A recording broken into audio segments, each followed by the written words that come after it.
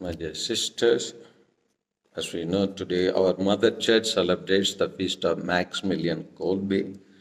He was born in Poland in the year 1894 to a very devout family, and he became a priest.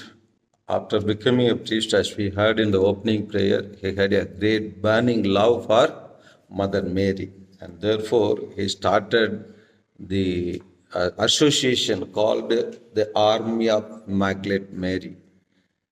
Then later he took very interest in writing and started to print various books on Mother Mary. And as a missionary, he went to Japan.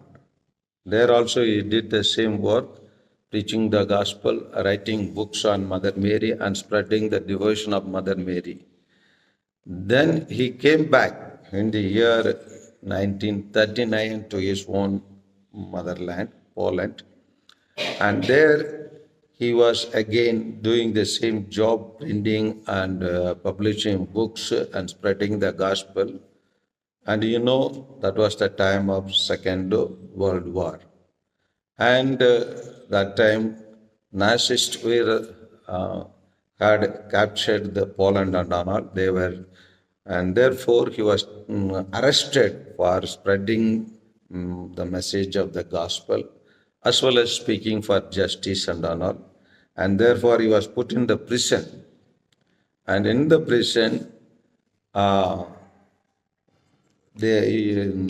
concentration camp, you have heard, no? Concentration camp in social studies. Yes, yeah. In the concentration camp, they were put and they were taking, they will take group of people and they will put those group of people in a place where they will not give food or any drink. And they have to die there, starving, and they have to die, but slow death. So in that way, some men were chosen to be thrown into that concentration camp where the people were put to death by starving. One person was chosen who had 9 children, and he immediately cried out, it means, what will happen to my wife and my children? And this cry of that poor man heard, and that's why today's opening prayer, it is said, whatever you did to least of my brethren, you did it to me. And more or less, as it is said in the Gospel of John, chapter 15, verse 13, that it says, greater love has no man than to lay down his life for his friends. So for his friend, he offered himself. He told the people, those who are chosen, that person who had 9 children, instead of him, I will offer myself as the victim to prepare to face the death. And therefore, that person was, the life was saved, and he was chosen to be one among them who will starve and die. It seems that they were waiting, all the people after a few days died, but they were waiting for Maximilian Kolbe also to die, and he did not die. And they were waiting the other group to be thrown into that camp, and therefore they injected him a poisonous injection, and he was dead. And through this way, he became a martyr. You see how people become martyrs for the sake of Jesus, various types.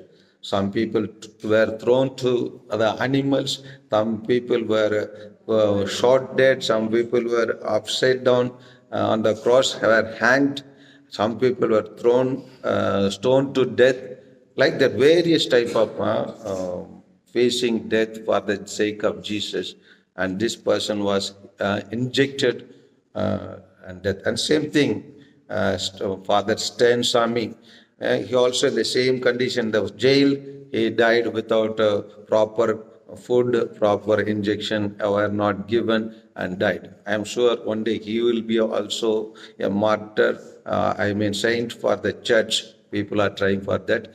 So Maximilian Kolbe teaches us under every condition. It seems when they were put to death in that camp, he made the other people to sing and praise instead of murmuring or instead of cursing the condition.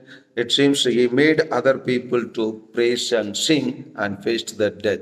So let Maximilian Kolbe be an example to us even in a difficult situation without murmuring. Let us face our life and live our lives. Amen.